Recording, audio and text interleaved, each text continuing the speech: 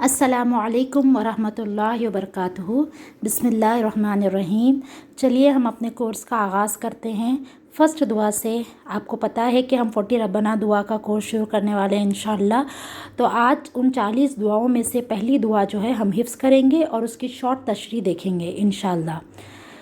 ربنا ربنا تقبل منا تقبل منا انک انك انت انت السمیع العلیم۔ السميع العليم ربنا ربنا تقبل منا تقبل منا انک انك انت السمیع انت السميع العلیم۔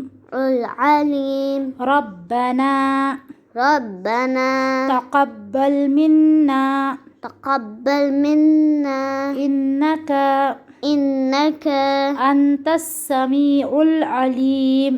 انت السميع العليم ربنا تقبل منا ربنا تقبل منا انک انك انت السمیع العلیم۔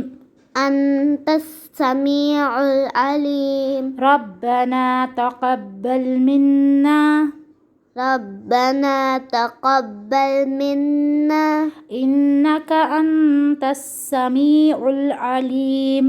انك انت السميع العليم۔ ہمارے پروردگار تو ہم سے قبول فرما، تو ہی سننے اور جاننے والا ہے۔ ربنا تقبل منا انک انت السمیع العلیم۔ ربنا تقبل منا انک انت السمیع العلیم۔ تو پیارے بچوں، یہ دعا جو ہے نا قرآن میں چیپٹر 2 اور ورس نمبر 127 میں منشن کی گئی ہے۔ چلیے اس کی شارٹ تشریح دیکھ لیتے ہیں۔ یہاں پر ہم اللہ تعالیٰ سے کہہ رہے ہیں کہ یا اللہ تو ہی ہم سے قبول فرما، یعنی کہ تو ہم سے قبول فرمانے کا کیا مطلب ہے؟ جو بھی ہم عبادت کرتے ہیں، جو ہم دعا مانگتے ہیں، جو بھی ہم اللہ تعالیٰ کے سامنے سجدے کرتے ہیں، نمازیں پڑھتے ہیں، صدقہ دیتے ہیں، ہم اللہ سے کہہ رہے ہیں کہ اللہ یہ سب تو ہم سے قبول فرما، تو ہی سننے اور جاننے والا ہے۔ دیکھیے ہماری زندگی میں بہت ساری پریشانیاں آتی ہیں، تکلیفیں آتی ہیں، بہت مرتبہ ایسا ہوتا ہے کہ ہمیں کچھ چاہیے ہوتا ہے، جیسے اگر کلاس میں فرسٹ آنا ہو یا ایگزام پاس کرنا ہو یا اور بھی کوئی چیز، تو ہم کس سے مانگتے ہیں؟ ہم اللہ تعالیٰ سے مانگتے ہیں۔ ہم کیوں مانگتے ہیں اللہ تعالیٰ سے؟ کیونکہ ہمیں معلوم ہے کہ اللہ ہی ہماری تکلیف کو دور کر سکتا ہے، اللہ ہی ہماری حاجت کو پورا کر سکتا ہے۔ یعنی ہم جو مانگ رہے ہیں، ہم جس سے مانگ رہے ہیں، ہمیں اس پر پورا یقین ہے کہ وہ ہماری دعا کو سن سکتا ہے اور ہمیں وہ چیز دے سکتا ہے جس کی ہمیں ضرورت ہے۔ ٹھیک ہے، یہ انڈرسٹینڈنگ اور یہ یقین ہمارے اندر ہوتا ہے، اسی لیے ہم اللہ تعالیٰ سے ہی دعا مانگتے ہیں، کسی اور کے سامنے ہاتھ نہیں پھیلاتے۔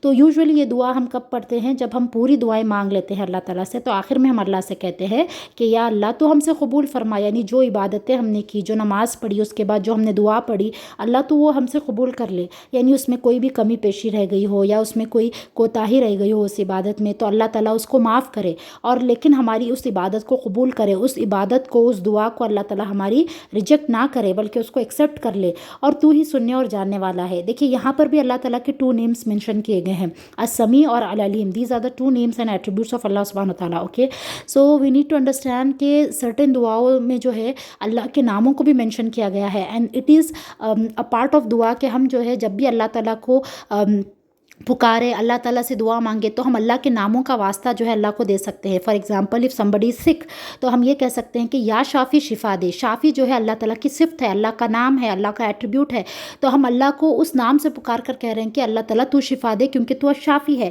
پھر ہم کہتے ہیں کہ یا رحمان الرحیم، ہم پر رحم فرما کیونکہ اللہ تعالیٰ رحمان الرحیم ہے۔